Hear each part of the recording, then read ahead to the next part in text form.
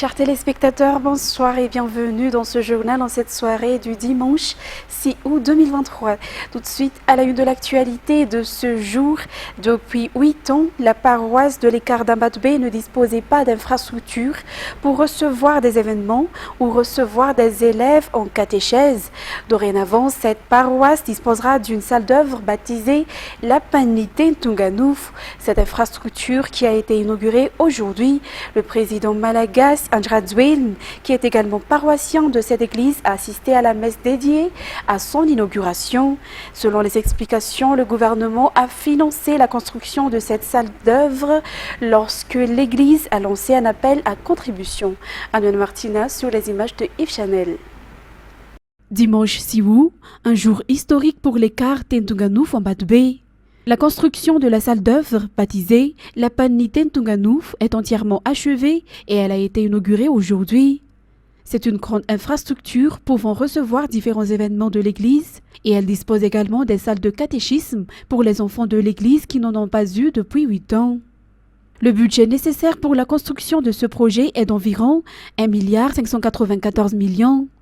Cette salle d'œuvre a été réalisée avec l'aide de tous les paroissiens de l'Église, dont le président de la République Andrzej, l'association SVD et le financement du gouvernement. Le La Panité Ntunganouf a été fait avec amour et est le reflet de l'amour et la solidarité du fait que les paroissiens de cette église se sont donné la main pour sa construction, a déclaré le président lors de son allocution aujourd'hui. L'inauguration de cette infrastructure a été marquée par une messe conduite par l'évêque auxiliaire, Monseigneur Jean-Pascal Djiansouaven, à laquelle le président de la République a assisté. Après cette messe dédiée à l'inauguration de la salle d'œuvre La Panité Ntunganouf à Badbé, à laquelle a assisté le président Andrzej, ce dernier a pris un vol pour le Rwanda dans l'après-midi en réponse à l'invitation du président rwandais Paul Kagame. Ce déplacement a entre autres pour l'objectif l'échange, le partage d'expériences ainsi que des compétences du Rwanda pour que Madagascar puisse également se rattraper le retard de développement. Cette visite officielle durera 2 jours, les 7 et 8 août. Le président malagasy est accompagné de son épouse, de quelques membres du gouvernement, de quelques parlementaires, ainsi que de membres du secteur privé malagasy. Et page politique pour continuer, le développement est palpable à Madagascar grâce aux travaux de développement ainsi qu'aux nombreuses infrastructures que le pouvoir actuel a accomplies jusqu'à présent selon Richard Ramanabiten, président de la plateforme IFI, des travaux de développement dont bénéficient presque tous les districts de l'île et qui ont un impact direct sur la vie de la population. Face à cela, il lance un appel à tous les citoyens à ne pas se laisser influencer par les perturbations délibérées et les idées fausses quelques mois avant la tenue de l'élection, mais à avoir une vision positive face à ces travaux de développement. Reportage sur les images de Anzar Hazanraville. Nombreux sont les projets visant à réaliser les vœux du président de la République qui sont déjà accomplis. Des projets qui répondent pleinement aux besoins de la population. Ainsi, le développement est palpable à Madagascar et ne peut pas être ignoré, a déclaré le président national de la plateforme IFI, Richard Ramanabiten. Cette plateforme qui a toujours soutenu le président de la République dans la réalisation de ces 13 vélirans afin de garantir le développement de Madagascar. Dans cette optique, le président de la plateforme IFI lance un appel à tous les citoyens à ne pas se laisser influencer par les perturbations délibérées à quelques mois de l'élection, à ne pas se laisser influencer par l'opposition et les idées fausses, mais à avoir une vision positive face à ces travaux de développement. Selon les explications, les membres de l'IFI font toujours preuve de solidarité dans le soutien de la réalisation de ces travaux de développement conduits par le pouvoir actuel. Le contrôle des navires transportant des personnes et des marchandises à Sainte-Marie, la lutte contre le tourisme sexuel, notamment auprès des mineurs, ainsi que la lutte contre les crimes organisés seront renforcés. Ce sont entre autres les tâches primordiales de la présidente du tribunal de première instance de Sainte-Marie et de la procureure de la République qui sont officiellement entrées en fonction vendredi dernier. Ruth Christelle Rakout-Malal et Fajesena Mireille. Concernant la traversée de la mer partant de Fénérivest pour rejoindre Sainte-Marie, Des mesures strictes seront prises face aux infractions pouvant entraîner des pertes de vie, notamment en cas de surnombre de passagers et de pêche illégale. En outre, le contrôle des navires transportant des personnes et des marchandises sera renforcé, tant au niveau des ports publics qu'au niveau des ports d'embarcation. La lutte contre le tourisme sexuel sera également renforcée, notamment ceux concernant les mineurs. Telles sont les tâches primordiales pour la nouvelle procureure de la République de Sainte-Marie, Bezavavlidi Christina, qui est officiellement entrée en fonction vendredi dernier. Par ailleurs, les procédures judiciaires seront accélérées selon la politique établie par le ministère de la Justice. Ainsi, pour Sainte-Marie, nous essayerons d'atteindre 100% si les objectifs fixés par le ministère sont de 70 et 30%, selon la présidente du tribunal de Sainte-Marie, Dama Jeannette Sylvana. La présidente du tribunal de première instance de Sainte-Marie et la procureure de la République ont été officiellement installées dans leurs fonctions vendredi en présence de la ministre de la Justice et de la ministre des Affaires étrangères. Dans un tout autre sujet, le journaliste Martial Radjianarson a été victime d'une agression vendredi dernier entre la municipalité d'Ankazumiriouch et Betsuen dans le district de Mandout alors qu'il conduisait une moto pour faire un reportage dans la commune rurale de Betsuen. D'après les informations, cette personne l'ont attaqué. La victime a perdu son dictaphone et la somme de 170 000 arrières et sa jambe droite a subi une fracture. Ce journaliste est actuellement hospitalisé au CRMM d'Antirabé. Jameson Radjianarman viva Antirabé.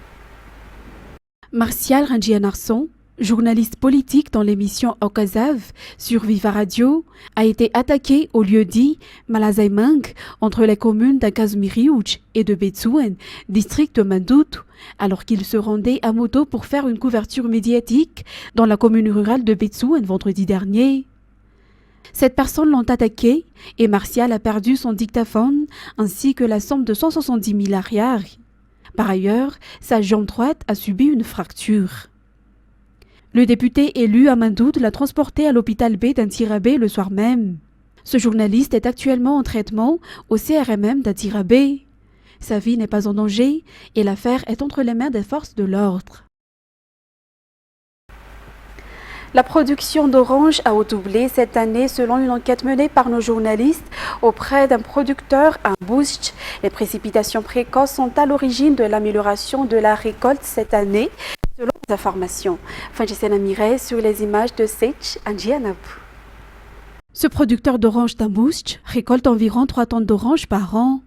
Cette année, la production a doublé car elle est passée jusqu'à 6 tonnes, voire 7 tonnes. La qualité des oranges est également bonne. Les précipitations durant la saison estivale ont beaucoup contribué à la qualité des récoltes. Ces producteurs utilisent actuellement des techniques pour augmenter leur production et accélérer la croissance de cet agrume. À noter que le kilo d'orange se vend à 5 000 arrières. Talatan Vulnunch, dans le district d'Avaradjan, est l'un des emblématiques repères de la gastronomie malagasy. En effet, le koubarav et la saucisse gazi font sa renommée de ce lieu. Et bien que le prix des ingrédients pour la fabrication du koubarav n'a augmenté, notamment l'arachide, les commerçants essaient toujours de maintenir la qualité et la saveur de ce produit pour satisfaire les clients. Abdel Martina sur les images de Sech Anjianabu. Talata Vulnunch est réputé par ses savoureuses saucisses à base de pommes de terre savamment ajoutées à la viande. Autre mets emblématique de cette localité, les koubarav, qui fait totalement partie de la cuisine malagasy. Ce sont les spécialités des habitants de Talata Vulnunch proposées quotidiennement. Des centaines de familles vivent de la production et de la vente de coupes et de saucisses à Talata Vulnunch. Yves et sa femme en font partie depuis de nombreuses années. Et on peut dire que cette activité peut faire vivre malgré les petits problèmes rencontrés parfois, comme l'augmentation du prix des ingrédients utilisés, a déclaré ce père de famille. La qualité et la saveur du coupe est toutefois maintenue et c'est ce qui les différencie des autres vendeurs et producteurs de coupes selon leurs déclarations. Le prix a connu une augmentation au cours des 2 dernières années. Alors qu'un coupe en entier coûtait environ 35 000 arrières auparavant, il se vend à 50 000 arrières actuellement. À chaque passage dans cette commune, une halte s'impose que ce soit pour les véhicules particuliers que pour les taxis-brousses. Non seulement les Malagasy, mais les touristes étrangers qui passent par ce lieu consomment également le coupe et la saucisse de Talatavulnunj. Yves encourage les Malagasy qui œuvrent dans ce métier au maintien de la qualité et de la saveur de ces produits pour la promotion de ces produits.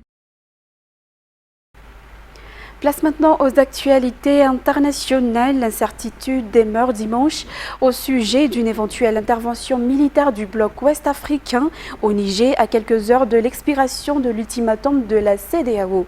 France 24. Échange de dernière minute, surtout entre chefs d'État de la sous-région. Et là où le téléphone sonne le plus, c'est Abidjan, le président Alassane Ouattara, le Sénégal, le président Macky Sall. Ici où je suis, le président Patrice Talon a accroché au téléphone, qui appelle souvent son voisin, le grand voisin, le Nigeria, le président Bola Tinubu, qui est le président d'exercice de la CEDEAO. Alors, mais cela dit, le commissaire chargé des affaires politiques et de la sécurité de la CEDEAO l'a réaffirmé ce dimanche. Tous les éléments d'une éventuelle intervention ont déjà été élaborés, y compris les ressources nécessaires. Il insiste sur le fait que la manière et le moment d'intervenir, à déployer les troupes, que c'est déjà connu, tout ça c'est déjà connu. Alors on sait désormais que certains pays vont fournir un bataillon, d'autres 2 bataillons. Le Nigeria va être la locomotive de l'opération.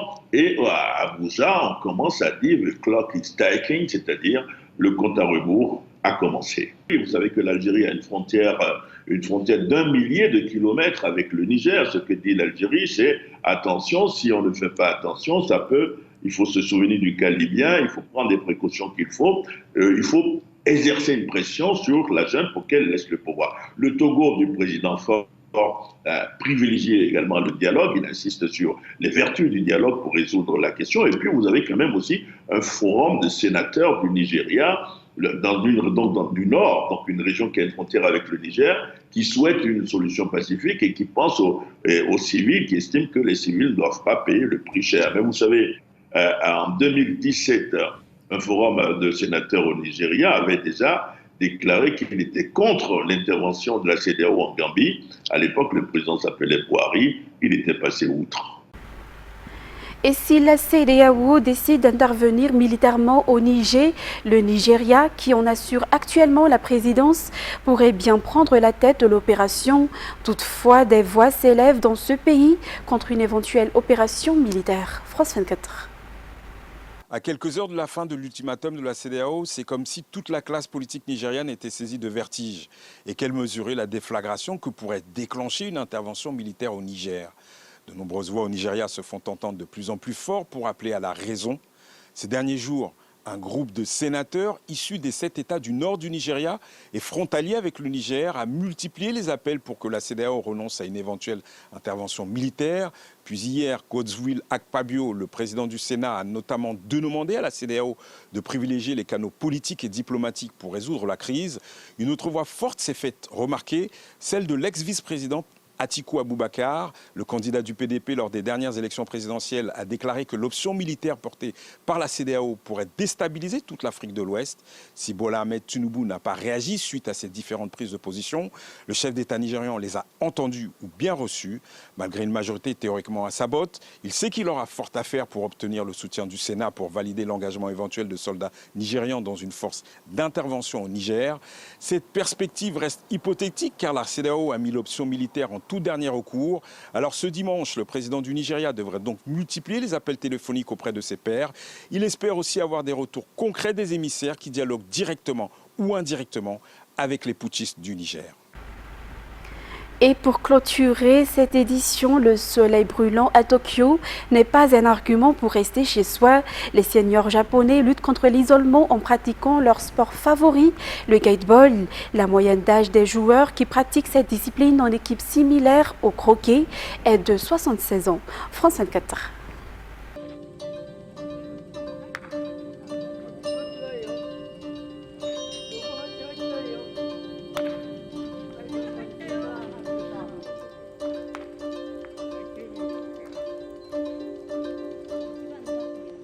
ゲートボールはやっぱり勝ち負けがありますから、負けるといやこの次は勝ちましょうとか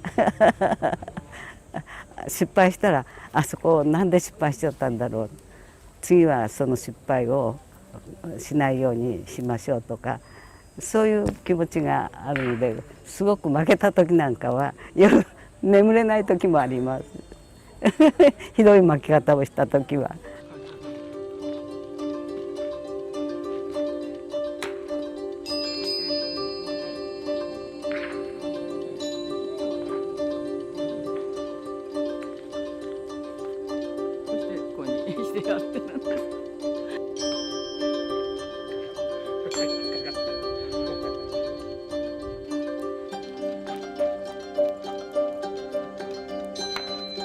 今、東京ゲートボール連合の平均年齢が 76.6 歳なんです。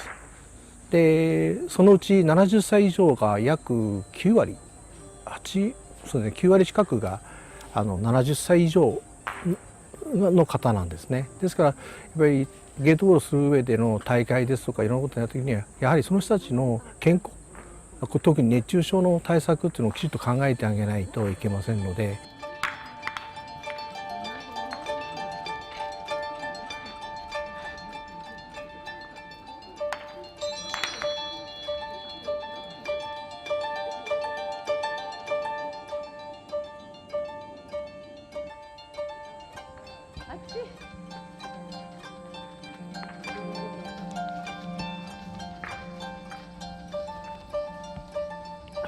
やっぱり熱中症対策はやっぱりゲームしてる最中にやっぱり日陰のとこにいるとか、それとか休憩時間にやっぱり塩分チャージもありますし買ってますし、水分は各自持ってきますから、それでしっかり休んでもらうことを心がけてますね。